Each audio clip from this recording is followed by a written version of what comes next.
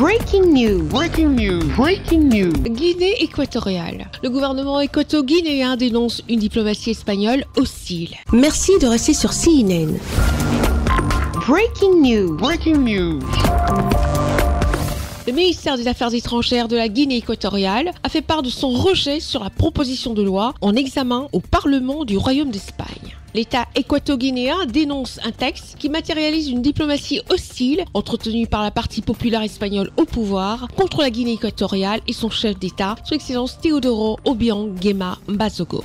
Le gouvernement équato-guinéen a exigé de l'Espagne le respect de sa souveraineté nationale et de son intégrité territoriale. Il y a des pays amis qui nous aiment et d'autres qui nous harcèlent. Nous devons donc être unis car l'union sera la force. Avec cette force, nous pourrons défendre la nation. Dans ce projet de loi, le Parti populaire espagnol a demandé au gouvernement espagnol de condamner le régime du président de la République de Guinée équatoriale, Son Excellence Teodoro Obiang Nguema Mbasogo, demandant des mesures coercitives contre les autorités équato-guinéennes. Le parti au pouvoir en Espagne a apporté son soutien à l'opposition équato-guinéenne. Selon le gouvernement équato-guinéen, l'opposition exerce librement ses droits dans tout le pays. Le pays ne se défend pas pour des raisons d'ambition personnelle. Au contraire, le pays doit être défendu au nom de tous ses habitants.